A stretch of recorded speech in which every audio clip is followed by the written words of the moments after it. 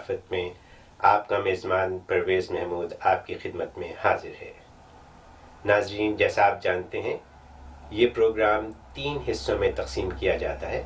پہلا سیگمنٹ انمول موتی، جس میں کوئی ایک ٹاپک روزمرہ کے حالات کے بارے میں ڈسکس کیا جاتا ہے۔ اس کا دوسرا سیگمنٹ شبے کا ازالہ، جس میں مذہبی و دینی شکوک و شبہات پر ڈسکشن ہوتی ہے، اور اس کا تیسرا سیگمنٹ لطائف علمی، جو اسلامی تاریخی واقعات کے پس منظر میں ہے۔ ناظرین، اس پروگرام میں آپ کی لائیو کالز لی جاتی ہیں۔ ہمارا یہاں کا نمبر ہے 718-408-1159 718-408-1159۔ اس کے علاوہ آپ ہمیں فیس بک پر بھی اپنے سوالات بھیج سکتے ہیں اور ہم ان کے جواب دیں گے۔ آئیے اپنے اس پروگرام کا باقاعدہ آغاز کرتے ہیں۔ کیوں نہ ہم سب مل کر خوش آمدید کہیں مفتی اعظم امریکہ جناب مولانا مفتی امیر احمد اخوند صاحب کو۔ السلام علیکم مفتی صاحب۔ وعلیکم السلام۔ کیسے مزاج ہیں؟ الحمدللہ خیریت۔ آج جیسا میں نے کہا کہ ہمارے اس پروگرام کے 3 شعبے ہیں۔ پہلا شعبہ انمول موتی ہے، جس میں آپ کو یہ ایک ٹاپک چوز کرتے ہیں اور آپ ہمارے ناظرین کو اس ٹاپک کے ذریعے ان کی دینی تعلیم اور نصیحت ان کو کچھ نہ کچھ کرتے ہیں۔ تو آج کا ہمارا ٹاپک کیا رہے گا؟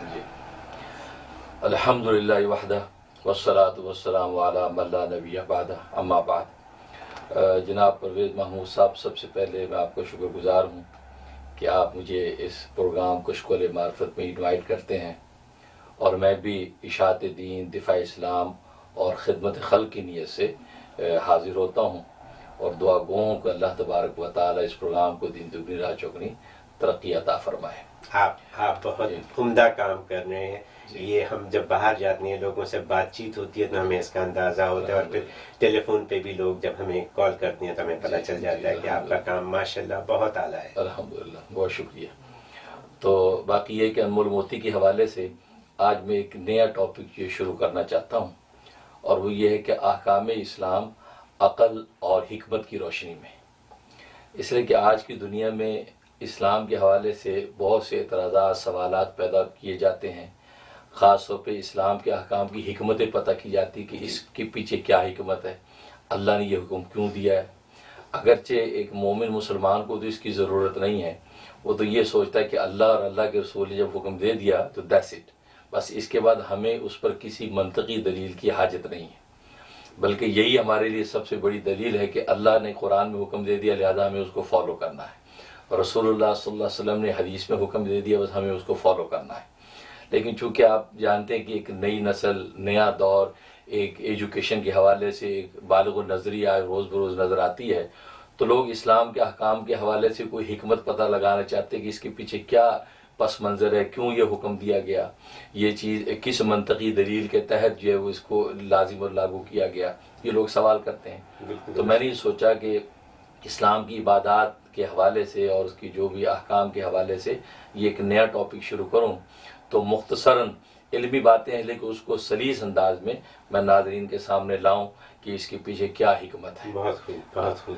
اگرچہ حقیقت میں بات وہی ہے کہ امام راضی رحمۃ اللہ علیہ بہت بڑے امام گزرے ہیں، اور انہوں نے 32 جلدوں میں قرآن کریم کی تفسیر لکھی ہے، اور بہت اللہ نے ان کو عقلی اور نقلی علوم پر دسترس دے رکھی تھی۔ انہوں نے اللہ کے وجود کو ثابت کرنے کے لیے 99 دلائل عقلی قائم کیے تھے، اور اس کے بعد انہوں نے سوچا کہ میں 99 کو 100 پورا کر لوں، تو گھر سے باہر نکلے تو ایک دیہات میں سے گزر رہے تھے، تو ایک کاشتکار جو ہل چلا رہا تھا، تو اس کے قریب گئے تو اس کو کہنے لگے میں نے اللہ کے وجود کو ثابت کرنے کے لیے 99 عقلی دلائل قائم کیے ہیں، تو تیری نظر میں اگر کوئی 100ویں دلیل ہے تو مجھے بتا تاکہ 100 پورے ہو جائیں۔ اس دیہاتی نے اپنا وہ جو ہے وہ ہل چلا رہا تھا، ہل کو روکا اور وہ ہل کا ڈنڈا اٹھایا اور امام راضی کے پیچھے دوڑا، امام راضی آگے آگے، وہ پیچھے پیچھے ڈنڈا لے کے، تو امام راضی چیخ رہے ہیں کہ ہاں بھائی مجھے 100ویں دلیل سمجھ میں آ گئی کہ جو 99 دلیل نہ مانے تو اس کا علاج مولا بخش ہے، ڈنڈے سے اس کا علاج کرو.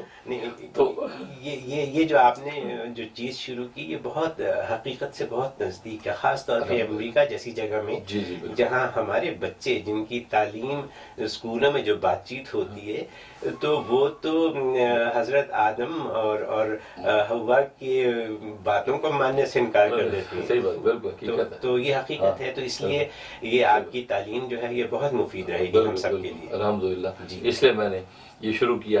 اور امام راضی کی بات میں آگے کنٹینیو کروں کہ ان کے جب انتقال کا وقت آیا تو ابلیس آ گیا. جیسے حدیث میں آتا ہے وہ مکر کرتا ہے، اس وقت گمراہ کرنے کی کوشش کرتا ہے، ایمان چھیننے کی کوشش کرتا ہے. تو ابلیس نے کہا کہ تو ساری زندگی کس خدا کی عبادت کرتا رہا، خدا تو ہے ہی نہیں. تو امام راضی نے اپنی پہلی دلیل پیش کی، عقلی دلیل کہ خدا کا وجود ہے. اور جو ابلیس تو بہت بڑا مولوی ہے، اس نے وہ دلیل توڑ دی، نقض وارد کر دیا. انہوں نے دوسری دلیل پیش کی، اس نے نقض وارد کر دیا، یہاں تک کہ 99 کی 99 دلیلیں توڑ دی اس نے. اچھا ہاں. اب امام راضی ڈاماڈول ہو رہے ہیں کہ یار جن منطقی دلائل پر میں نے اتنا بڑا عقیدہ قائم کیا اور یہ سارے منطقی دلائل اس سے ٹوٹ گئے تو یہ اللہ کا وجود میں کیسے ثابت کروں. یہ ابھی سوچ رہے تھے تو ان کے پیر و مرشد عصر کی نماز کا وضو کر رہے تھے اپنے مقام پر. اللہ تبارک و تعالیٰ ان پر القاء کیا کہ تمہارا مرید ایک مشکل میں ہے. ظاہر ہے کہ اس کی تربیت باطنی تیرے ذمے ہم نے لگا رکھی ہے اور یہ اللہ کی سنت ہے. اللہ نے مختلف لوگوں کو سپرد کر رکھے ہیں. جیسے اللہ نے اپنے کام کوئی جبرائیل کو دے رکھے ہیں، کوئی میکائیل کو، کوئی اسرافیل کو، کوئی اسرائیل کو، تو فرشتوں میں کام تقسیم کر رکھے ہیں. ایسے دنیا کے اندر اللہ نے اولیاء کاملین کے ذمہ کام لگا رکھے ہیں کہ بھی اس کی تربیت تمہارے ذمہ، اس کی تربیت تمہارے ذمہ. اب پیر و مرشد کو القاء ہوا کہ بھئی وہ تو مشکل میں تمہارا مرید. اب یہ وضو کر کے پانی ان کے ہاتھ میں تھا پیر و مرشد کے، انہوں نے یوں زمین پہ جھٹکا اور فرمایا کہہ دو کہ مانا بغیر دلیل کے، کہہ دو کہ مانا بغیر دلیل کے. یہ بات کہی تو اللہ نے ان کے دل میں فوراً امام راضی کی یہ بات ڈالی اور فوراً کہ ابلیس دفع ہو، میں نے بغیر دلیل کے اللہ کو مان لیا. یہ کہا اور روح پرواز کر گئی، یعنی ایمان پر موت آئی. یعنی بات اصل میں ہے کہ کہہ دو کہ مانا بغیر دلیل کے، اللہ کو بغیر کسی دلیل کے ہم مانتے ہیں، یہ ایمان ہے. تو اصل تو یہی ہے مومن کی شان اور اسی پر تربیت اولادوں کی بھی ہونی چاہیے. لیکن چونکہ آپ جانتے ہیں کہ یہ علم و منطق کی دنیا ہے، تعلیم کی دنیا، تو اس لیے میں نے یہ سلسلے کا آغاز کیا. تو آج میں طہارت پر بات کرنا چاہتا ہوں کہ آپ جانتے ہیں کہ عبادات کی بنیادی شرط طہارت ہے. سب سے پہلے وضو کا، غسل کا حکم دیا جاتا ہے. تو سوال یہ ہوتا ہے کہ بھی طہارت کا حکم کیوں دیا جا رہا ہے؟ اس لیے کہ طہارت حاصل کرنے کے بعد انسان میں بظاہر کوئی تبدیلی تو آتی نہیں. وضو سے پہلے جیسے انسان تھا وضو کے بعد بھی ویسے ہی ہے بظاہر، اور غسل سے پہلے جیسے غسل کے بعد بھی ویسا ہی ہے. تو آخر یہ وضو اور طہارت کو حکم دیا کیوں کہ آپ نماز سے پہلے وضو لازمی کریں؟ حالانکہ اگر بغیر وضو نماز پڑھ لے تو وہی انسان ہے، کوئی تبدیلی تو نہیں ہے. تو آخر وضو میں کیا راز ہے؟ یہ ایک سوال. اس کا جواب یہ ہے کہ اصل میں اللہ تبارک و تعالی نے انسان کی دو حیثیت رکھی ہیں، ایک بہیمیت کی حیثیت اور ایک قدوسیت کی حیثیت. ایک اس کے اندر حیوانوں والی اوصاف رکھے ہیں، یہ کھاتا ہے، پیتا ہے اور ہگتا ہے، مونگتا ہے، جفتی کرتا ہے، اپنی مؤنث اور مادہ کا محتاج ہے. تو یہ اس کے اندر جانور والی صفات ہیں، اپنی طبیعت پہ چلتا ہے. دوسری اس کے اندر ملکوتیت ہے، یعنی فرشتوں والی صفات ہیں کہ یہ اللہ کا ذکر کرتا ہے، اس کی عبادات کرتا ہے، اس کے آگے جھکتا ہے، دنیا کے علائق سے منقطع ہو کر خدا کے آگے گڑ گڑاتا ہے. یہ فرشتوں والی صفات ہے. تو چونکہ عبادت کا تعلق چونکہ فرشتوں والی پہلو سے ہے اور فرشتوں میں پاکیزگی اور طہارت پائی جاتی ہے، وہ ایک پاکیزہ مخلوق ہے، طاہر مخلوق ہے، معصوم مخلوق ہے. لہذا جب اگر یہ فرشتوں والا عمل کرنا چاہتا ہے یعنی عبادت کرنا چاہتا ہے تو اس کو فرشتوں کے ساتھ مشابہ ہونا چاہیے. یا اس تشبہ کے لیے اس کو چاہیے کہ طہارت حاصل کرے. تو طہارت حاصل کر کے گویا کہ فرشتوں والی صف میں آ گیا، اب عبادت کے لیے کھڑا ہو. کتنی گہری بات ہے لیکن ہماری سمجھ میں نہیں آتی. بالکل. تو کہا کہ فرشتوں کی صفات میں کھڑا ہو کہ اب یہ عبادت کرے گا.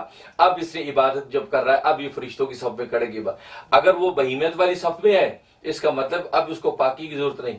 یہ وجہ ہے کہ اگر بے وضو ہے تو بہیمیت والی صف ہے، اگر اس کو غسل کی حاجت تو بہیمیت والی صف ہے. تو بہیمیت والی صف سے نکل کر قدوسیت میں آنے کے لیے طہارت ضروری ہے اور طاہر ہو کر اب یہ جب اللہ کے سامنے کھڑا ہوگا. اور جیسے حدیث میں بھی آتا ہے کہ جب انسان وضو کرتا ہے تو نہ صرف ظاہری پاکی اس کو حاصل ہو جاتی ہے بلکہ اس کو باطنی پاکی بھی حاصل ہوتی ہے، یعنی اس کے گناہ بھی معاف ہو جاتے ہیں.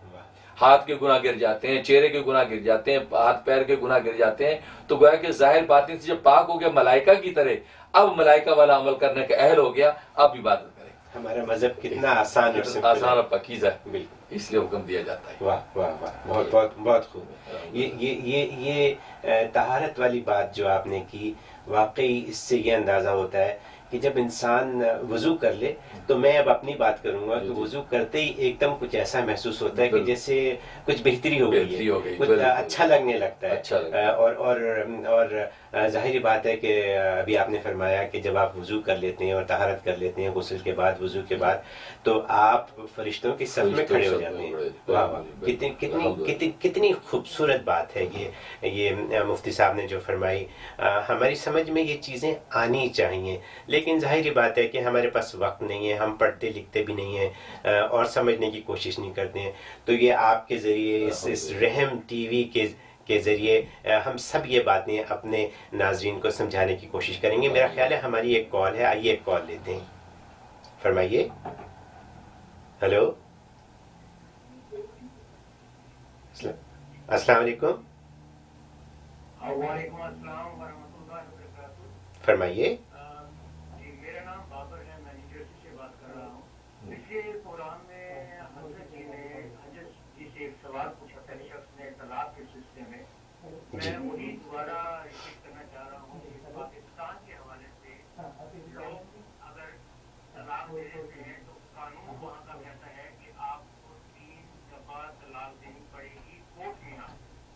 اوکے. 3 مہینے میں ایک طلاق کون ہو جائے گی، اور پھر اس کے بعد 6 مہینے میں دوسری طلاق کون کرنے کے بعد پھر ان کو طلاق کا حق ہوگا.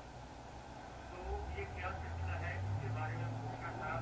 کہ حضرت جی نے لاسٹ ٹائم پہ ایک آسان سے اگر مرد سامنے عورت کے 3 دفعہ طلاق دے دیتا ہے تو وہ طلاق ہو جاتی ہے اور اس کی کوئی رجوع نہیں ہے، واپس نہیں ہو سکتی. اسی صورت میں ہو سکتی ہے کہ اس لڑکی کو دوبارہ 3 مہینے بعد یا 6 مہینے بعد دوبارہ نکاح کیا جائے اور پھر وہ دوبارہ اس کے نکاح میں جا سکے. تو پلیز ان سے ذرا آگاہی دے دیں، بڑی مہربانی ہوگی آپ. بہت شکریہ. پاکستان کا قانون کچھ اور ہے اور لوگوں کے حساب سے کچھ اور ہے. بہت شکریہ. مفتی صاحب، یہ قانونی اور اسلامی طلاق کے بارے میں بات کر رہے ہیں، تو آپ کیا فرمائیں گے؟ اس سلسلے میں ایسا ہے کہ اگر وہاں جیسے کہ آپ بتا رہے ہیں کہ وہاں کی عدالت اور قانونی حیثیت سے تو وہ 3 طلاق کو اکٹھی 3 کنسیڈر نہیں کرتے، تو یہ تو بالکل خلاف اسلام بات ہے. کیونکہ اسلامی کے لیے قرآن و سنت کی روشنی میں، بلکہ ائمہ اربع، امام اعظم ابو حنیفہ، امام مالک، امام شافعی، امام احمد ابن حنبل، بلکہ پوری امت کی جتنے فقہا ہیں سب کا ایک ہی فتویٰ ہے، اور وہ یہ ہے کہ اگر بیک لفظ 3 طلاق دے دی، مطلب یوں کہا کہ بیوی سے کہا کہ میں نے تجھے 3 طلاق دی، تو تینوں واقع ہو جاتی ہیں. یا یوں کہا 3 لفظوں میں کہا تجھے 1 طلاق 1 طلاق 1 طلاق، یا 1 طلاق دوسری طلاق تیسری طلاق، تو گویا کہ وہ 3 لفظوں میں 3 دیتے تو تینوں ہو جائیں گی. اس میں کسی امام کا کوئی اختلاف نہیں ہے.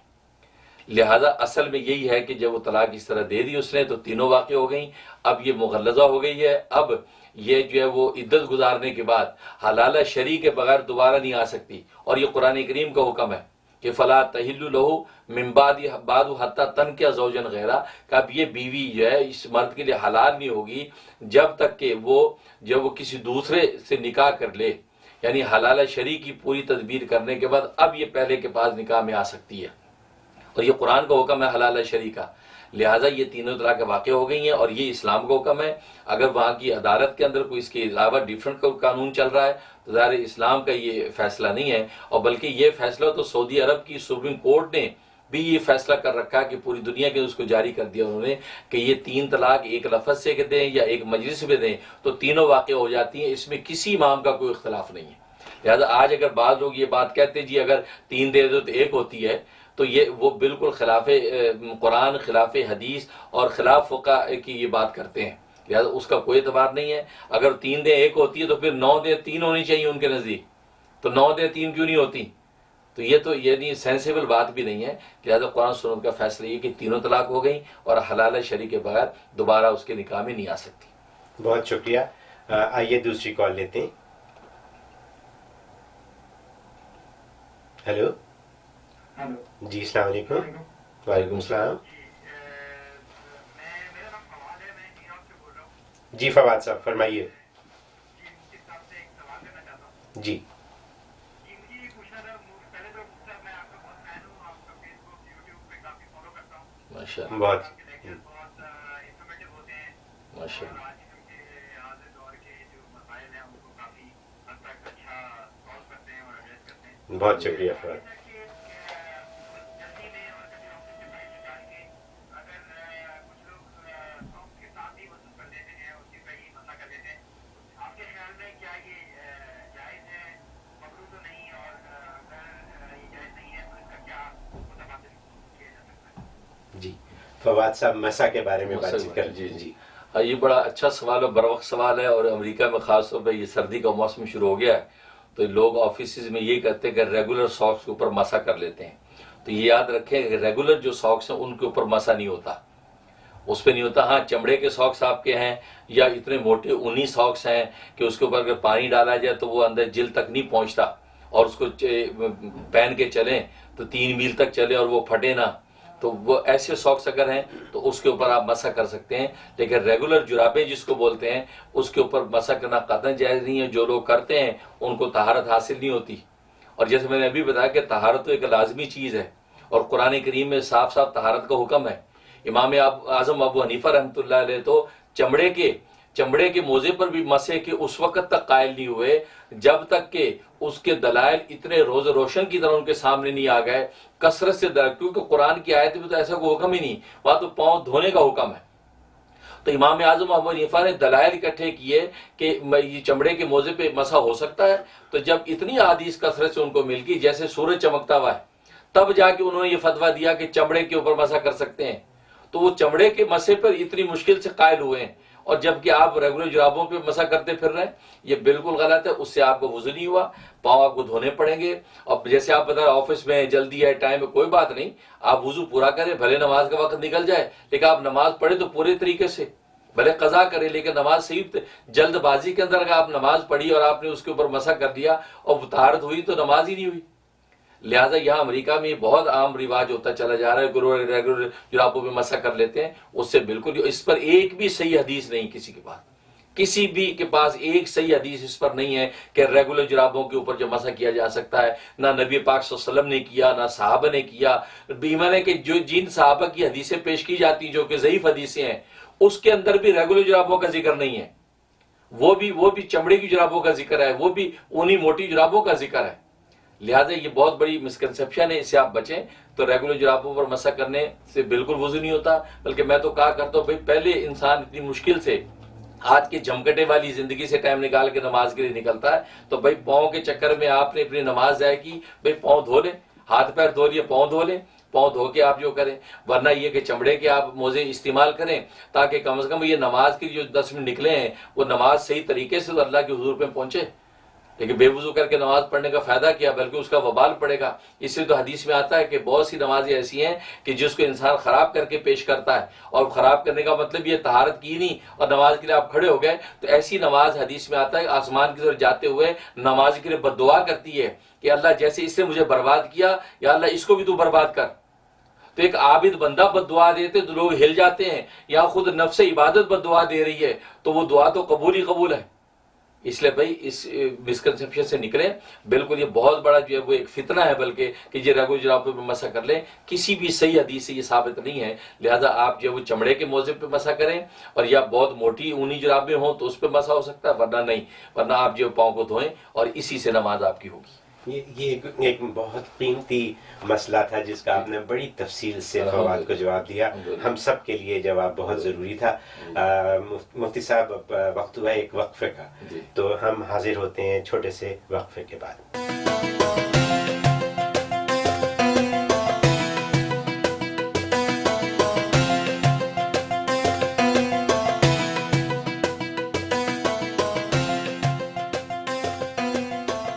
پروگرام کشکول معرفت میں آپ کو خوش آمدید کہتے ہیں. جیسے ہم نے شروع میں بتایا تھا, اس پروگرام کے 3 سیگمنٹ ہوتے ہیں, انمول موتی, شبے کا ازالہ اور لطائف علمی.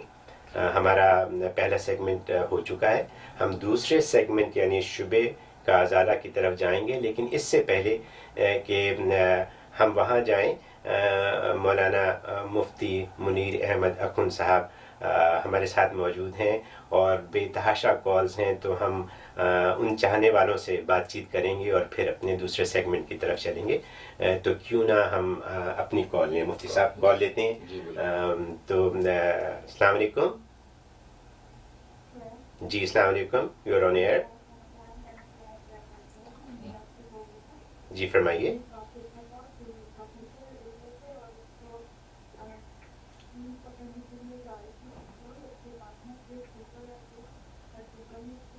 مجھے I'm so sorry، مجھے آپ کی آواز تو آ رہی ہے لیکن الفاظ سمجھ نہیں آ رہے ہیں. ذرا آپ فون میں بات کیجئے دوبارہ سے پلیز.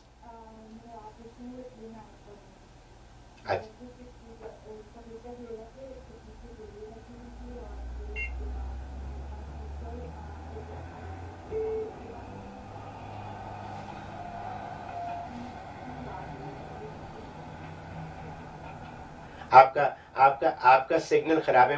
مجھے صرف یہ پتہ چلا کہ آپ کسی خواب کی بات کر رہی ہیں کہ کبوتر اڑ رہے تھے اور بلی آ رہی تھی کچھ. I'm sorry، آپ کی کال ڈراپ ہو گئی ہے. جی دوسری کال. جی السلام علیکم. ہیلو. وعلیکم السلام، فرمائیے.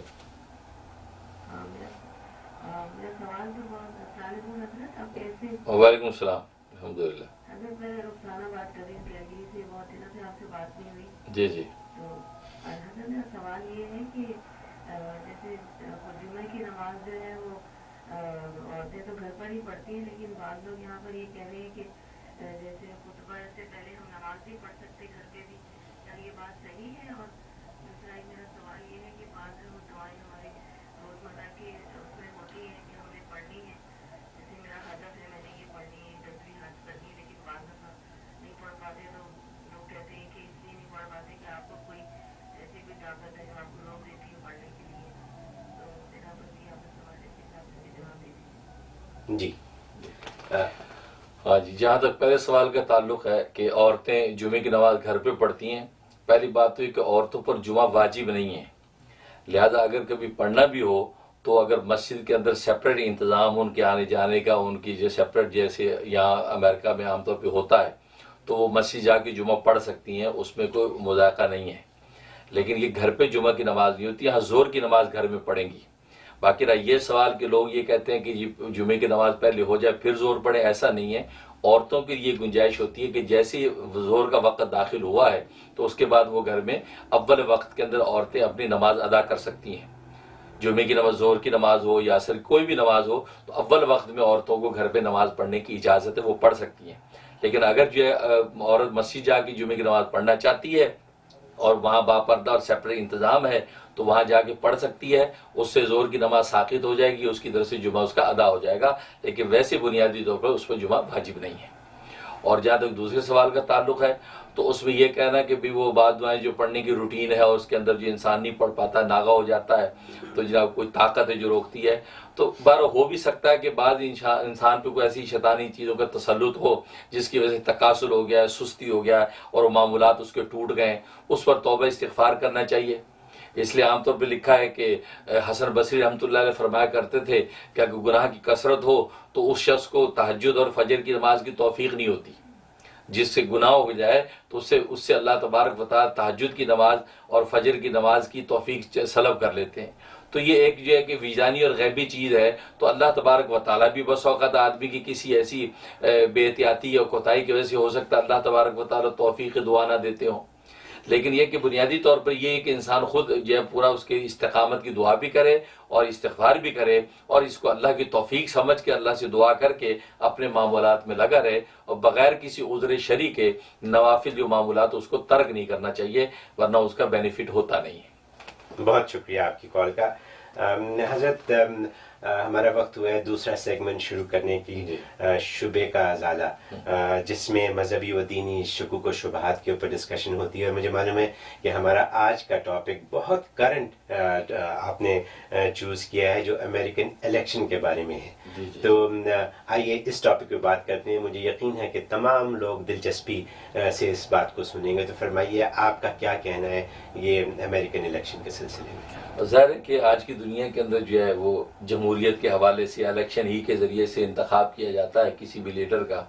اور امریکہ کے اندر آپ کو پتا، میں تو یہ کہا کرتا ہوں امریکہ کا صدر یوں سمجھے پوری دنیا کا صدر ہے.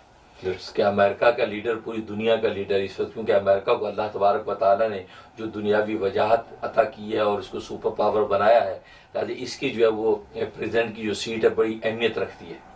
لہٰذا لوگوں کو ضرور اس کے اندر پارٹیسپیٹ کرنا چاہیے. اور یہاں کے لوگ جن کو یہ رائٹ حاصل ہے کہ یہاں اس کے اندر ووٹ دے کر جو ہے وہ ایک اچھے صدر کا انتخاب کریں.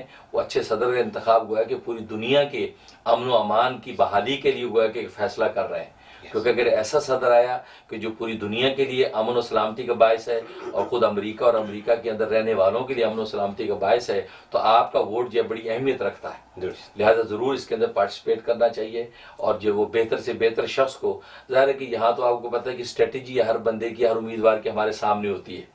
لہٰذا جس کی اسٹریٹجی بہترین اسٹریٹجی ہے ملک کے لیے، ملک کے رہنے والوں کے لیے، خاص طور پہ ایز اے مسلم ہمیں اسلام اور مسلمانوں کے اقدار کو دیکھنا ہے. تو اسلامی اقدار کا محافظ ہو، مسلمانوں کے لیے وہ تحفظ کا باعث ہو اور پوری دنیا کے اندر جو ہے امن و سلامتی کا ذریعہ بنتا ہو، تو ایسے شخص کو ضرور ووٹ دیں. اور اس کی ووٹنگ کے اندر جو ان کو پیچھے نہیں رہنا چاہیے اور اس کے بارے میں کسی قسم کے شک و شبے میں نہیں پڑنا چاہیے. کچھ لوگوں کا یہ خیال ہے کہ اگر وہ کسی کو ووٹ دیں اور وہ صدر چن لیا جائے اور پھر وہ صدر دنیا میں غلط کام کر دے، تو کیا اس وجہ سے ان کو کچھ گناہ مل سکتا ہے کہ ان کی وجہ سے کوئی صدر منتخب ہوا اور اس نے غلط کام کیا؟ یہ تو بڑا دلچسپ سوال کیا. تو اگر یہ بات ہے تو اصل میں ووٹ کی حیثیت سے ایک گواہ کی ہے، ایک شہادت کی ہے. جہاں مفتی اعظم پاکستان مفتی شفیع صاحب رحمۃ اللہ علیہ نے لکھا کہ یہ اس کی حیثیت ایک شہادت کی ہے، گواہی کی ہے، وٹنس کی ہے. تو اگر یہ بات ہے تو نکاح کے گواہ، جو نکاح کے گواہ بنتے ہیں، نکاح ہو گیا، اب اگر شوہر بیوی پہ ظلم کرے گا تو گواہوں کے سر پہ جانا چاہیے. اس کا کوئی بھی قائل نہیں ہے. گواہ تو کہتے ہیں ہم نے نکاح کروا دیا، آپ کا گواہی دی، اب آپ جانے، آپ کا کام جانے. اور شریعت بھی نہیں کہتی کہ اس شوہر کے ظلم و ستم یا عورت کی کسی قسم کی خیانت کا جو وبال گواہوں پہ جائے گا، کوئی اس کا قائل نہیں ہے.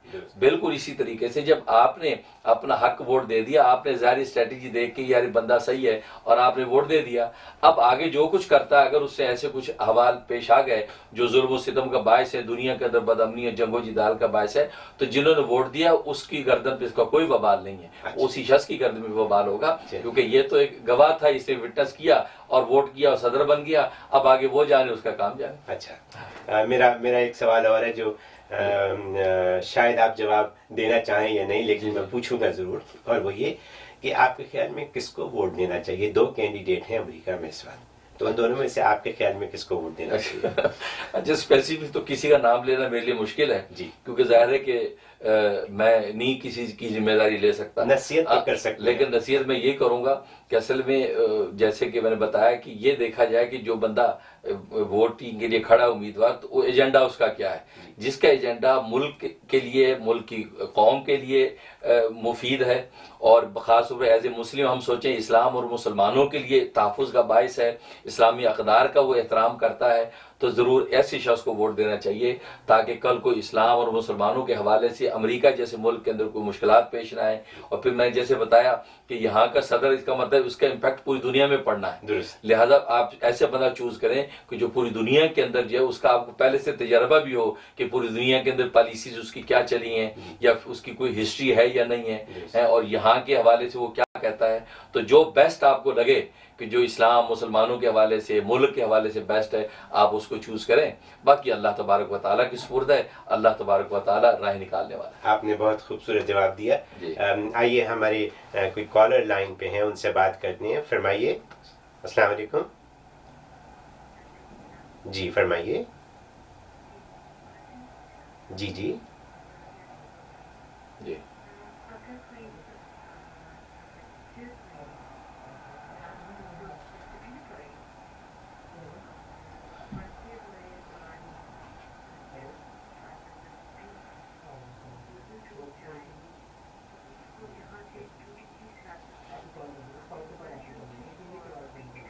اوکے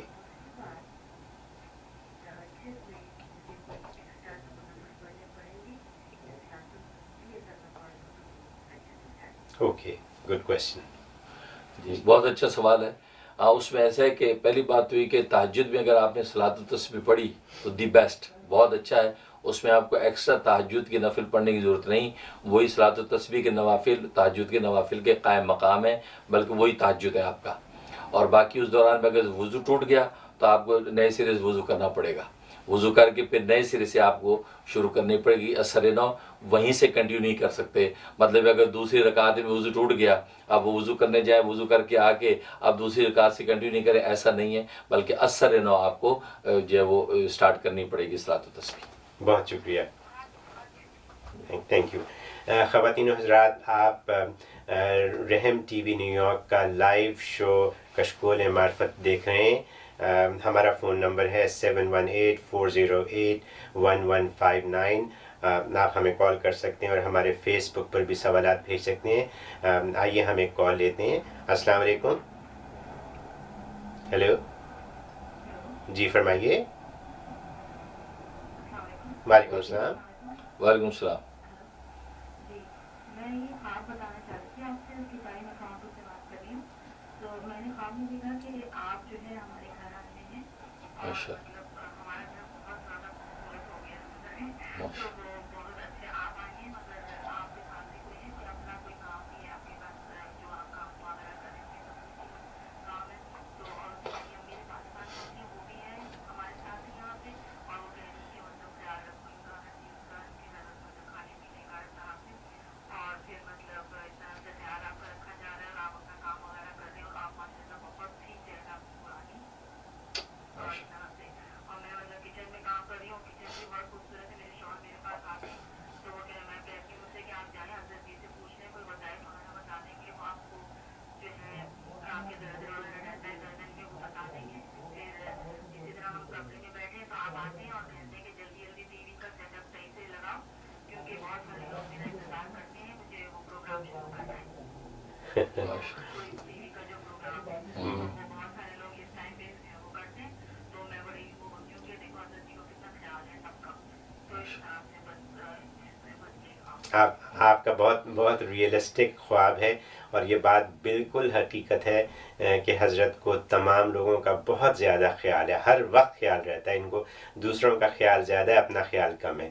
حضرت آپ کیا فرمائیں گے اس کے جواب میں؟ بہت شکریہ. ماشاءاللہ آپ نے بہت ہی خوبصورت خواب دیکھا اور انتہائی مسرت ہوئی. اس سے پتہ چلتا آپ کے خلوص کا، آپ کی محبت کا، کہ آپ کو واقعی مجھ سے، آپ کے خاندان کو، آپ کی والدہ کو مجھ سے بہت قلبی تعلق ہے. اور میرا فیض بھی آپ لوگوں کو آپ کی محبت اور حسن زن کی وجہ سے پہنچ رہا ہے. میرا آنا اس کا مطلب میری دعائیں، میری نیک تمنائیں آپ تک پہنچ رہی ہیں، اور میرا روحانی فیض آپ لوگوں کو پہنچ رہا ہے. اور انشاءاللہ کبھی آنا ہوا کینیڈا تو خواب سچا بھی کر دوں گا. انشاءاللہ آپ کے گھر میں انشاءاللہ کھانے کے لیے حاضر بھی ہو جاؤں گا دعوت میں. تو انشاءاللہ بہت ہی مبارک خواب ہے. اور اس میں یہ بھی اشارہ ہے کہ جس طرح ٹی وی کے حوالے سے جو آپ بات کی، اس کا مطلب ہے کہ میرا فیض عام الحمدللہ اس میڈیا کے ذریعے سے دنیا بھر میں پہنچ رہا ہے الحمدللہ. اور خلوص نیت سے میری بھی کوشش ہے، اخلاص کا دعویٰ نہیں ہے، اخلاص کی دعا ضرور ہے کہ میرا پیغام پوری دنیا میں پہنچے، اور اس کے بھی پہنچنے کا اشارہ ہے. اور جو میرے خدمت خلق کا جو میرا جذبہ ہے اس کا اظہار ہوا ہے کہ ایک درد اور فکر ہے مجھے کہ ہر انسان کے ظاہر و باطن کو سنوارنے کا سامان اللہ میرے ذریعے سے لے لے. الحمدللہ وہ میرے بزرگوں کی برکت سے لے رہا ہے. تو ماشاءاللہ بہت سے پہلو آپ کے خواب کے ہیں، بہت ہی خوبصورت خواب ہے. میں اس پر اللہ تبارک و تعالیٰ کا شکر گزار بھی ہوں اور آپ کے لیے دعا گو بھی ہوں. بہت شکریہ مفتی صاحب. آئیے ایک کال اور لیتے ہیں. السلام علیکم. میرا خیال ہے ہیلو، میرا خیال ہے لائن ڈراپ ہو گئی ہے. خواتین و حضرات، اس وقت آپ ہمارے ساتھ شامل ہیں کشکول معرفت میں. یہ رحم ٹی وی نیو یارک کا لائیو شو ہے جس میں آپ ہم سے بات چیت کر رہے ہیں. میں اپنا نمبر آپ کو ایک دفعہ پھر دیتا چلوں، 7184081159. اس کے علاوہ آپ فیس بک پر بھی ہم سے سوالات پوچھ سکتے ہیں. یہ پروگرام رحم ٹی وی کے اوپر ہر اتوار کو 12 سے 1 بجے تک چلتا ہے، اور اس کے بعد ہر روز اسی وقت پہ ریپیٹ ہوتا ہے.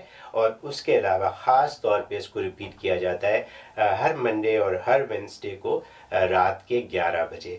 تو اگر آپ سے پروگرام کا کوئی حصہ مس ہو گیا ہو تو آپ اس کو دوبارہ دیکھ سکتی ہیں، کیونکہ یہ روزانہ بھی ہوتا ہے اور خاص طور پہ رات کو 11 بجے منڈے کو اور وینسڈے کو ہوتا ہے۔ اس پروگرام کے 3 حصے ہوتے ہیں اور ہم اس وقت اپنے دوسرے حصے میں ہیں، جس کا ٹائٹل ہے شبے کا ازالہ، اور آج بات ہوئی مفتی صاحب سے امریکن الیکشن کے سلسلے میں۔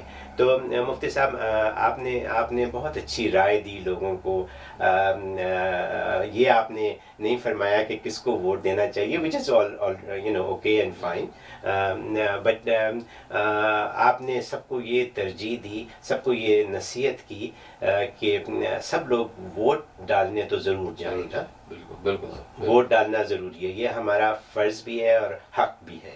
اب ہم اس ملک میں رہتے ہیں تو ہمیں اپنا فرض پورا ادا کرنا چاہیے۔ جس کینڈیڈیٹ کو ہم سمجھتے ہیں کہ اس کا ایجنڈا یا اس کی بات چیت ہمارے حساب سے ہمیں صحیح لگے، ہمیں اس کو ووٹ ڈالنا چاہیے۔ تو یہ بات ہو رہی ہے۔ تو انشاءاللہ ہمارا بریک کا وقت ہے، ہم بریک کے بعد لطائف علمی کے اوپر بات کریں گے۔ خواتین حضرات ایک چھوٹا سا وقفہ لیتے ہیں اور اس کے بعد پھر آپ کے سامنے حاضر ہوں گے۔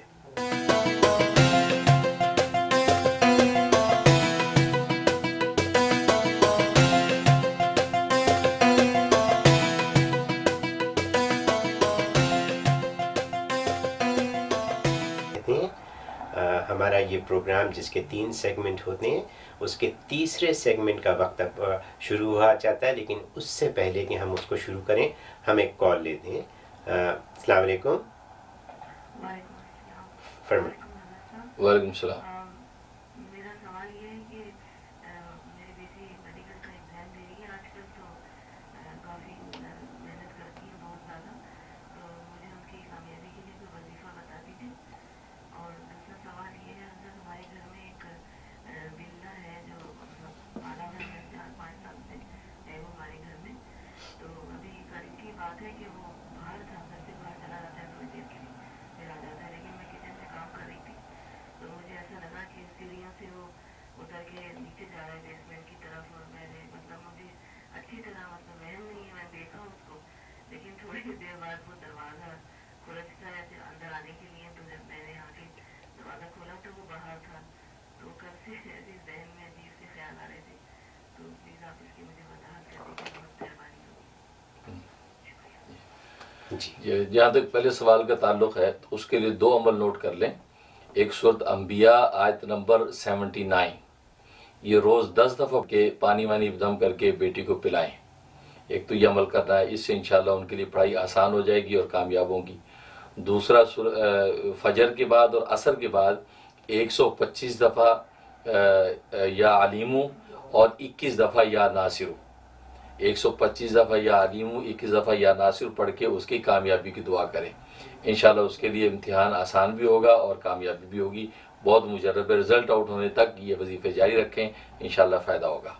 اور باقی جو دوسری چیز پوچھی ہے تو اس میں ہاں ہو سکتا ہے کہ وہ جو آپ نے جو گھر کے اندر بیسمنٹ میں جو بلے کو اترتے دیکھا ہے، ہو سکتا ہے کوئی جناتی چیز، کوئی عصیبی چیز ہو جو اس شکل میں متشکل ہو کر جو ہے وہ بیسمنٹ کی طرف جا رہی ہے۔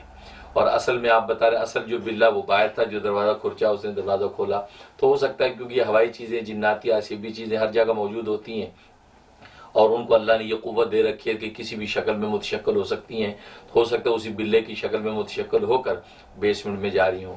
تو اس لیے اگر کوئی چیز نقصان نہیں دے رہی تو ٹھیک ہے، ورنہ اگر ایسا اندیشہ ہے تو پھر آپ گھر میں جو ہے وہ اذان کا اہتمام کریں، 7 اذانیں دیں کسی ایک وقت میں، گھر کے سینٹر میں یا ڈرائنگ روم میں کھڑے ہو کے قبلے کی طرف منہ کر کے 7 اذانیں دینی ہیں۔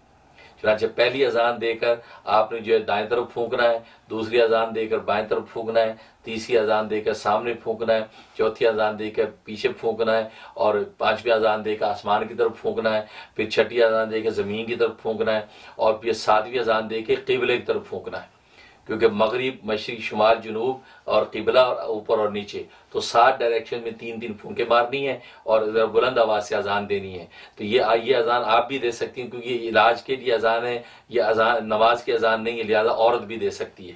تو یہ آپ کر لیں، 11 دن یا 21 دن یہ عمل کر لیں۔ اگر ایسی کوئی ایسی بھی چیز گھر میں ہوگی تو وہ دفع ہو جائے گی، چلی جائے گی، اور آپ کو انشاءاللہ ہر طرح حفاظت رہے گی۔ آپ نے بالکل بہت تفصیل سے اچھا جواب دیا. میرے ذہن میں یہی کوشچن آ رہا تھا کہ کیا یہ اذان خود دے سکتی ہے کہ نہیں, اور آپ نے فرما دیا کہ یہ دے سکتے. بہت شکریہ. ایک کال اور ہے, آئیے کال لیتے ہیں. السلام علیکم. ہیلو. وعلیکم السلام. فرمائیے. وعلیکم السلام. جی کامران فرمائیے.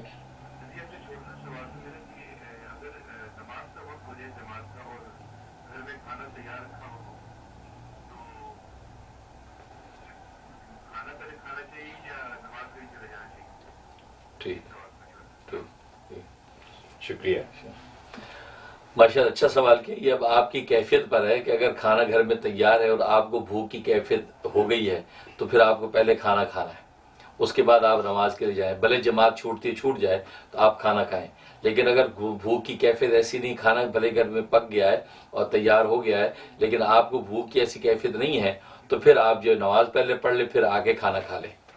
اس لیے ورنہ ویسے حضرت عبداللہ ابن عمر رضی اللہ تعالیٰ کی عادت شریفہ یہ تھی کہ کھانا کے دسترخوان پہ لگ جاتا تھا تو وہ جماعت بھی بھلے تھی, جماعت چھوڑ دیتے تھے لیکن پہلے کھانا کھاتے تھے. اصل میں اس میں راز یہ ہے کہ اللہ کا دین یہ چاہتا ہے, شریعت یہ چاہتی ہے کہ آپ کا کھانا نماز بن جائے, نماز کھانا نہ بنے. کیونکہ اگر آپ نے کھانا پہلے کھا لیا تو کھانا کھاتے ہوئے آپ کے سر پہ نماز رہے گی, تو آپ کا کھانا نماز بن گیا, آپ کو نماز کا خیال رہے گا یار مجھے نماز پڑھنی ہے.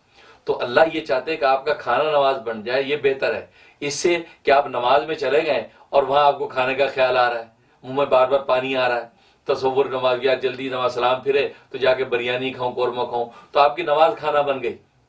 اس لیے شریعت نے کہا کہ پہلے آپ کھانا کھائیں, بھلے جماعت جاتی تو جانے دیں, آپ آرام سے کھانا کھا کے اطمینان سے فارغ ہوئے, اب آپ اللہ کے سامنے کھڑے ہوں گے, اب آپ کی نماز کا لطف الگ ہوگا, اب آپ کے دل میں کسی قسم کا کھانے کا خیال نہیں ہوگا. تو یہ اس میں حکمت ہے. ورنہ بس اوقات لوگ کہتے ہیں یہ کیا بات ہوئی یار, آپ کھانے کی اتنے بھوکے ہیں, کھانا کھانے بیٹھ کے نماز کھڑی ہے. نہیں, وہ اس حکمت کو نہیں سمجھتے کہ اللہ یہ چاہتے ہیں کہ آپ کا کھانا نماز بن جائے, آپ کی نماز کھانا نہ بنے.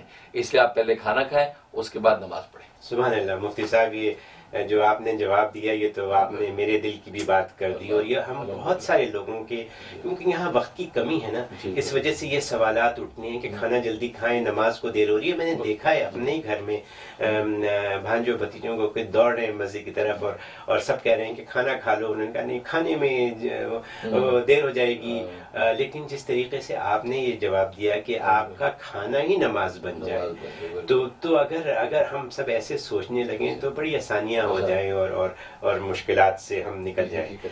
ہم آتے ہیں اپنے تیسرے سیگمنٹ کی طرف, لطائف علمی, جو اسلامی تاریخی واقعات کے پس منظر میں بیان کیا جاتا ہے, جس میں حقیقت سے, تاریخی حقیقت کے اوپر بات ہوتی ہے. فرمائیے اس سلسلے میں آپ کیا کہیں؟ ہاں, اس سلسلے میں مجھے بھی واقعہ یاد آ گیا طہارت کے حوالے سے. جی, یہ بہاؤالدین زکریہ نقشبندی رحمۃ اللہ علیہ, جو ملتان میں جن کا مزار ہے, بڑے ولی گزرے نقشبندی سلسلے کے, ان کے صاحبزادے ہیں شاہ رکن الدین رحمۃ اللہ علیہ. ان سے کسی نے سوال کیا کہ حضرت وضو میں تو 4 فرائض ہیں, چہرہ دھونا, ہاتھ کونیوں تک دھونا, سر کا مسح کرنا, پاؤں ٹخنوں تک دھونا, فرائض یہ 4 ہیں وضو میں. لیکن جب ہم وضو کرنے بیٹھتے ہیں تو پہلے ہاتھ دھو رہے ہیں, پھر کلی کر رہے ہیں, پھر ناک میں پانی ڈال رہے ہیں, اب جا کے منہ دھو رہے ہیں. تو یہ درمیان بھی یہ ناک میں پانی ڈالنا, ہاتھ دھونا, یہ پروسیس بیچ میں کیوں آیا؟ یعنی یہ سنتیں بیچ میں کیوں لائی جاتی ہیں, ڈائریکٹ فرض پورا کیوں نہیں کیا جاتا؟ یہ سوال کیا. تو حضرت نے بڑا خوبصورت جواب دیا, بڑا ایک وجدانی اور الہامی جواب ہے. حضرت فرمایا کہ بات اصل میں یہ ہے کہ طہارت کے لیے پاک پانی ضروری ہے, اور پانی کے پاک ہونے کی 3 شرطیں ہیں. اس کا رنگ, بو, مزہ, یہ 3 اوصاف اس کے درست ہونے چاہیے. ایک تو اس کا رنگ نارمل ہونا چاہیے, یہ نہیں کہ آپ رنگ دیکھا تو بالکل لال پڑیا کی طرح رنگ ہوا ہوا, ایسا نہ ہو. ایک اس کا مزہ جو ہے, ذائقہ اس کا بالکل نارمل پانی والا ہونا چاہیے, یہ نہیں کہ آپ نے ذائقہ چکھا تو جو گنے کا شربت ہے. اور اسی طریقے سے اس کی بو جو ہے وہ نارمل ہونی چاہیے, کسی قسم کی بدبو اس میں نجاست کی نہیں آنی چاہیے. یہ 3 چیزیں اوصاف اس کے مکمل ہونے چاہیے. اس کے بعد وہ پانی اس قابل ہوگا کہ آپ کو طاہر کر سکے. تو حضرت فرمایا کہ اصل میں یہ نبی کی سنتوں کے پیچھے یہ حکمت ہے کہ جب آپ پانی لیتے ہیں تو آپ سب سے پہلے اس کا رنگ دیکھ لیتے ہیں, اوہ اس کا رنگ تو نارمل ہے, یہ کوئی ایسے سرخ پڑیا نہیں بنی ہوئی, تو معلوم ہے کہ اس کا رنگ ویریفائی ہو گیا. اب آپ نے لے کے ہاتھ دھو لیے. اب اس کے بعد آپ نے کلی کی تو اس کا ذائقہ جو ہے وہ اس کی ویریفائی ہو گیا کہ یار اس کا ذائقہ نارمل ذائقہ ہے, یہ کوئی میٹھا شربت نہیں ہے, تو اس کا ذائقہ ویریفائی ہو گیا. اس کے بعد ناک میں جب ڈالا تو اس کی بو ویریفائی ہو گئی کہ اس میں کسی قسم کا تعفن و بدبو نہیں ہے. یہ نہیں کہ کنویں میں چوہا مارا پڑا تھا اس کی بدبو اس میں ہے، نہیں، نارمل ہے. تو یہ تینوں اوصاف اس کے نارمل ثابت ہو گئے، اس کی پاکی کی تصدیق ہو گئی. اب فرمایا فرض پورا کرو، چہرہ دو سب سے. واہ واہ، کتنی کتنی خوبصورت بات ہے، اور کتنی اس میں کتنی اچھی تعلیم ہے، کتنا اچھا درس ہے یہ ہمارے لیے کہ ہمیں آج تک بخدا بہت سے لوگوں کو انکلوڈنگ مائی سیلف یہ وجہ نہیں پتہ تھی کہ پہلے کلی کیوں کرتے ہیں اور ناک میں پانی کیوں ڈالتے ہیں، اور پہلے دیکھتے کیوں ہیں اور اس کے بعد پھر فرض منہ پہ ڈالنا. تو اس کی وجہ کیا ہے؟ یہ کشکول معرفت کا یہ مزہ ہے کہ یہ معرفت کی باتیں اور یہ چھوٹی چھوٹی باتیں ہمیں اس طریقے سے اتنی آسانی سے پتہ چل جاتی ہیں. ان دا مین ٹائم ہماری ایک کال ہے، آئیے کال لیتے ہیں. You are on air. السلام علیکم. ہیلو. جی وعلیکم السلام. جی جی فرمائیے. ماشاء اللہ، الحمدللہ، بالکل ٹھیک.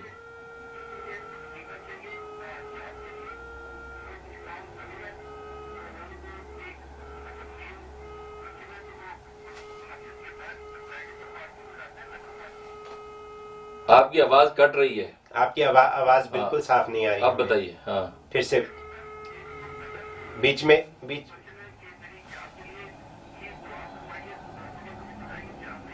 جاب کے لیے دعا فرمائیے اور جاب کے لیے کچھ بتائیے.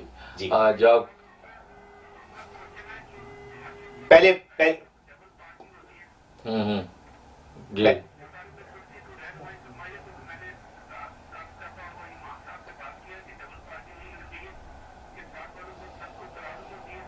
اچھا ٹھیک ہے. Okay thank you.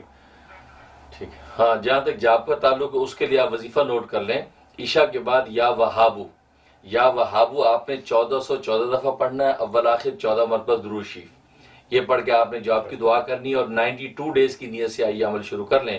بہت مجرب ہے، انشاءاللہ بہت اچھا روزگار آپ کو مل جائے گا. باقی جو دوسری جو سوال ہے کہ ڈبل پارکنگ مسجد سامنے لوگ کر دیتے ہیں جبکہ ساتھ والے کو اذیت اور تکلیف ہوتی ہے. ظاہر ہے کہ نماز کی عبادت کا تو مقصد یہ ہے کہ کسی کے لیے آپ اذیت نہ بنیں بلکہ ہر ایک پر سلامتی بھیجیں. آپ کو پتہ ہے نماز جب ہم پڑھتے ہیں اور السلام علیکم ورحمۃ اللہ، السلام علیکم ورحمۃ اللہ کا مطلب کیا ہے؟ اس کا مطلب یہ ہے کہ ہم ایک دوسرے پر سلامتی کی دعا کر رہے ہیں. ہم سب گویا کہ معراج یعنی معراج المومن ہے، کیونکہ معراج کے سفر پہ روحانی طور پہ چلے گئے تھے، اس سفر سے واپس آئے ہیں، اب آپس میں السلام علیکم ورحمۃ اللہ کر کے ملاقات ہو رہی ہے، سلامتی کی دعائیں ہو رہی ہیں. ادھر آپ سلامتی بھیج رہے ہیں، وہاں ڈبل پارکنگ کر کے دوسرے کو اذیت دے رہے ہیں. تو اذیت کے ساتھ تو عبادت کی روح آپ کو نہیں ملے گی. اس سے تو ایک حدیث میں آتا ہے کہ صحیح مسلم کی حدیث ہے کہ ایک عورت عبادت بہت کرتی تھی لیکن محلے والوں کے لیے اذیت اور عذاب تھی. اس کے بارے میں نبی نے فرمایا کہ یہ عورت جو ہے جہنم میں جائے گی، اور ایک عورت جو ہے وہ ٹوٹی پھوٹی عبادت کرتی تھی لیکن محلے والوں کے لیے خوش اخلاق تھی، نبی نے فرمایا کہ یہ جنت میں جائے گی. تو دیکھو اذیت کے ساتھ اگر عبادت ہے تو اللہ کی عبادت جو منہ پہ مار دی جاتی ہے. اس لیے ڈبل پارکنگ یہاں کا جب قانون ہے، قانون کو فالو کرنا یہ بھی شریعت کو حکم ہے، جبکہ آپ کے مفاد میں ہو تو مفاد عامہ کے جتنے قوانین ان غیر مسلم ملکوں میں بھی جو ہیں ان کو عمل کرنا شرعاً بھی واجب ہے. لہذا ڈبل پارک کر کے کسی کو تکلیف دینا، کوئی ایمرجنسی ہو، وہ نکلنا چاہتا ہے، وہ ہارن بجا رہا ہے، بندہ نہیں ہے، گاڑی اس کی سٹک ہوئی بھی ہے، تو یہ بہت تکلیف کی بات ہے. ڈبل پارکنگ نہ کریں بلکہ کسی دوسری جگہ دور کھڑی کر دیں، لیکن وہاں سے پیدل چل کے مسجد میں آ جاؤ، اس میں زیادہ اجر ہے بجائے اس کے آپ کسی کو تکلیف دیں. بہت شکریہ مفتی صاحب. ہماری ایک کال بھی ہے، لیکن کال لینے سے پہلے میں تمام کالرز کو آج کے لیے اور آئندہ کے لیے یہ کہوں گا کہ اپنے ٹی وی کی آواز کو بالکل بند رکھیں تاکہ ہمیں فیڈ بیک نہ ملے اور ان کی بات ہمیں سمجھ میں آ سکے. فرمائیے. You are on air. السلام علیکم. جی وعلیکم السلام.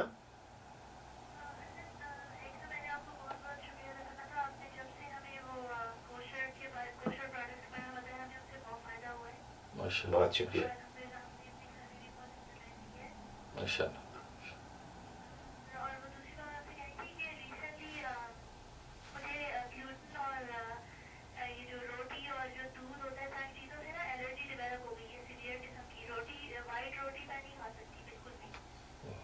اوکے.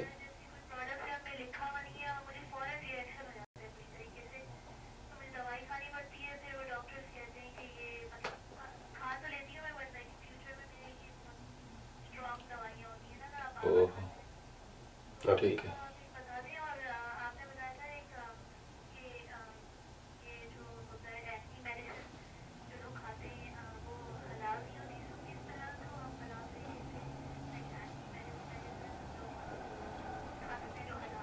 اوکے، ایک تو انہوں نے پوچھا ہے الرجی کے بارے میں، مختلف چیزیں کھانے سے الرجی ہو جاتی ہے، خاص طور پہ سفید آٹے والی، اور پھر ایکنی جو ہے اس کے لیے آپ نے فرمایا تھا کسی پروگرام میں کہ وہ حلال نہیں ہوتی ہیں، تو اس کو کیسے حلال کر کے استعمال کیا جائے، ایکنی جس سے کہ دانے وغیرہ نکلتے ہیں؟ جی صحیح.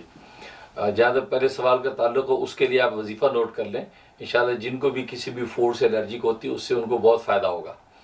ایک تو یہ کہ سورت غاشیہ، حل عطا کا حدیث الغاشیہ 9 دفعہ پڑھنی ہے، اور اس کے بعد سورت طارق 11 دفعہ پڑھنی ہے. والسماء والطارق یہ سورت، تو 9 دفعہ سورت غاشیہ اور 11 دفعہ سورت طارق، اول آخر 3 دفعہ درود ابراہیمی نماز والا درود. یہ پڑھ کے روزانہ کسی کھانے پہ پانی پہ دم کر کے پیا کریں تو انشاءاللہ ان کی جو یہ الرجک ہو جانے والی جو بیماری ہے وہ رفع ہو جائے گی. بہت مجرب ہے. 41 ڈیز بلا ناغہ کر لیں.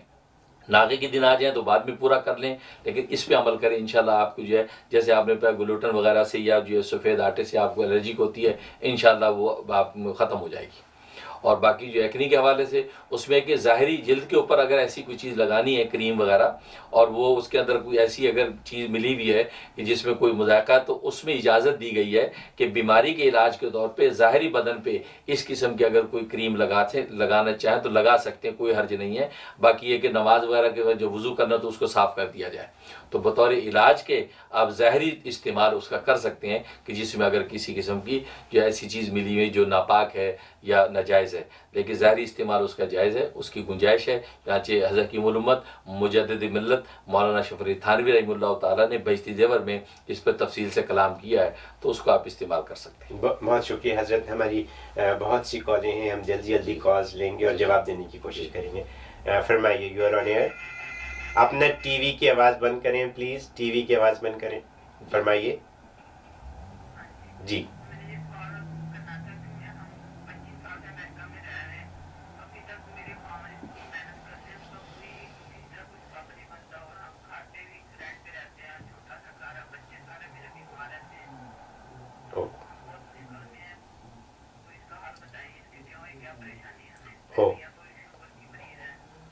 اوکے، چلیے جی فرمائیے. ٹھیک ہے، اس کے لیے آپ وظیفہ نوٹ کر لیں، انشاءاللہ اس سے بڑا فائدہ ہوگا. سورت بنی اسرائیل آیت نمبر 80، سورت بنی اسرائیل آیت نمبر 80 یہ آپ نے زور کے بعد یا عشاء کے بعد یہ 101 دفعہ پڑھنی ہے. اول آخر 11 مرتبہ درود شریف یہ پڑھ کے دعا کرنی ہے. پانی پہ دم کر کے پانی گھر میں سب کو پلائیں، دیواروں پہ چھڑکیں. تو یہ آپ نے 71 ڈیز یہ وظیفہ مکمل کر لیں اور دعائیں کرتے رہیں کہ اللہ تعالیٰ آپ کے لیے غیب سے اسباب بنا دے، آپ کا ذاتی گھر ہو جائے اور آپ کو خوشحالی حاصل ہو. جو آپ مانگنا چاہتی جائز تمنا اللہ کے سامنے رکھ دیں، انشاءاللہ اللہ تبارک و تعالیٰ پورا کریں گے. اور باقی وہی بات ہے کہ نماز روزے کی گھر میں پابندی رکھیں، ذکر و اذکار کی پابندی رکھیں. انشاءاللہ انوارات اسی سے آنے ہیں، کیونکہ اصل فیصلے آسمانوں پہ ہوتے ہیں. اس لیے قرآن کریم میں بھی اللہ تبارک و تعالیٰ نے فرمایا کہ تمہارا جو رزق وہ آسمانوں میں ہے. جب آسمانوں سے رزق اترتا ہے تو آسمان والے کو راضی رکھیں گے، انشاءاللہ زمین کے فیصلے آپ کے حق میں ہوں گے. بہت شکریہ.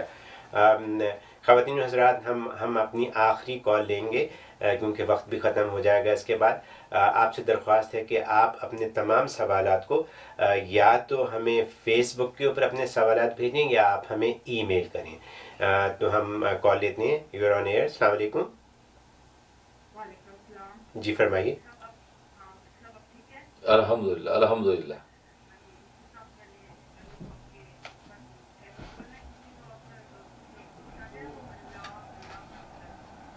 جی جی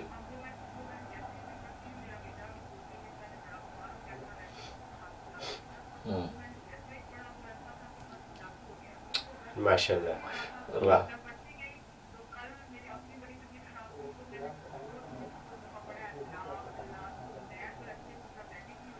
اللہ سبحان اللہ.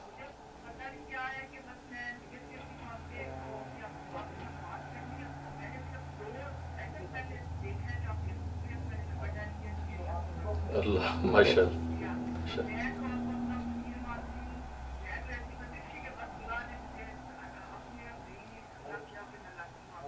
سبحان اللہ سبحان اللہ.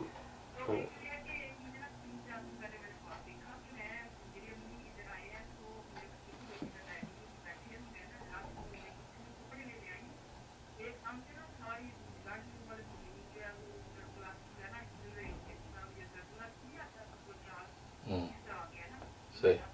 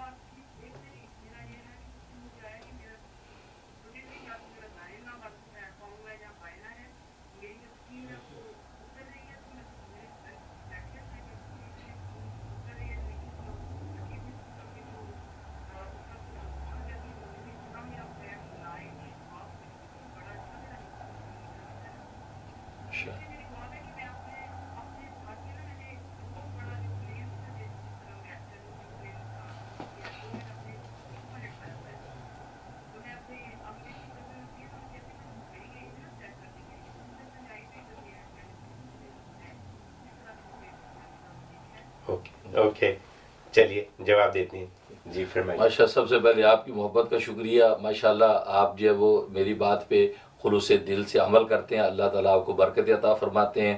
ظاہر ہے کہ اللہ کے نام میں تو سب کچھ ہے, اسی برکات آپ کو مل رہی ہیں اور میں اس کا ذریعہ بن رہا ہوں. اللہ تبارک و تعالیٰ مجھے بھی اس کا پورا پورا اجر عطا فرمائے, کیونکہ اللہ ہی سب کے لیے خیر کے فیصلے کرنے والا ہے. باقی جہاں تک آپ کے خواب ہیں, تو پہلے خواب کا مطلب یہ ہے کہ اللہ تعالیٰ آپ لوگوں کی نیکیاں قبول کر رہے ہیں, اور جس علاقے کے اندر آپ نے بھونچال دیکھی اور وہاں جو درم برم معاملہ دیکھا کہ وہاں کے لوگ عام طور پہ گناہوں کے اندر مبتلا ہیں اور اللہ کی ناراضگی کے کاموں میں پڑے ہوئے ہیں, لہٰذا اللہ تعالیٰ ان کے کو بھی ہدایت عطا فرمایا, ان کے لیے بھی ہدایت کی آپ دعا کریں. اور باقی دوسرا خواب جو دیکھا کہ چمڑی جو اب اتر رہی ہے اور ملائم پاؤں نکل آئے, اس کا مطلب اللہ تعالیٰ آپ کو دین پر چلنے کی توفیق عطا فرمائیں گے, اور آپ نیکی اور عبادت کے ذریعے سے آپ کو انشاءاللہ نیکی اور تقوی والی نئی زندگی نصیب ہوگی اور بہت ہی مبارک رہے گا. اور اسی طریقے سے تیسرا کیا خواب تھا ان کا؟ تیسرا خواب تھا کہ جہاز انہوں نے اٹھایا ہوا سر پہ. جی تیسرا خواب اس کے اندر بھی ہمارا وقت بھی ختم ہو جاتا ہے. جی تیسرا یہ ہے کہ اس کا مطلب یہ ہے کہ انشاءاللہ آپ کو خوشحالی ملے گی اور آپ کو عزت مرتبے میں اضافہ ہوگا. اس لیے آپ پورے خوابوں کے حوالے سے 2 رکعت نماز شکرانہ اور حسب توفیق صدقہ دے دیں, انشاءاللہ اللہ کی رحمت سے خوب خیر و برکت آپ کے لیے ہوگی. خواتین و حضرات, اگرچہ پروگرام کشکول معرفت کا اس وقت کا وقت تو ختم ہوا جاتا ہے, لیکن ہم آپ سے ان ٹچ ہیں ہر وقت فیس بک کے ذریعے یا یوٹیوب کے ذریعے. ہماری بہت سی کالیں ہیں, ہم سب کالیں نہیں لے سکتے اس وقت, ہم معذرت خواہ ہیں. ہم آپ سے درخواست کریں گے کہ آپ فیس بک کے ذریعے اپنے سوالات ہمیں بھیجتے رہیں اور ہم آپ کو جواب دیں گے.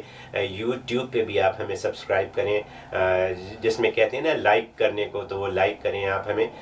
اور انشاءاللہ ہم آپ سے اگلے ہفتے پھر ملاقات کریں گے. ان دا مین ٹائم میں آپ کو یہ بتاتا چلوں کہ ہمارا یہ پروگرام روزانہ اسی وقت 12 سے 1 بجے تک ہوتا ہے. اس کے علاوہ منڈے اور وینسڈے کو رات کو 11 بجے بھی یہ پروگرام ہوتا ہے. تو اگر آپ نے کوئی چیزیں نہ لکھی ہوئی ہوں اور آپ نے سوال کیا ہو, جواب آپ سے تھوڑا سا رہ گیا ہو, تو آپ دوبارہ پروگرام دیکھیں اور آپ کو جواب مل جائے گا. In the meantime I wish you all very very best. اور میں بھی یہ کہوں گا کہ ٹیوزڈے کو الیکشن ہے, ووٹ ڈالنا نہ بھولیے گا. اگر آپ ووٹ ڈال سکتے ہیں تو ضرور ڈالیے گا. مفتی صاحب کا ہم بہت شکر ادا کرنا چاہتے ہیں کہ آپ نے ہمیں وقت دیا, اور آپ کے تمام جوابات ہمیشہ کی طرح ایک سے ایک بہترین جواب اور بہت آسان زبان میں آپ کے جوابات ہوتے ہیں. میں آپ کا شکریہ ادا کرتا ہوں. انشاءاللہ آپ سے اگلے سنڈے کو پھر ملاقات ہوگی.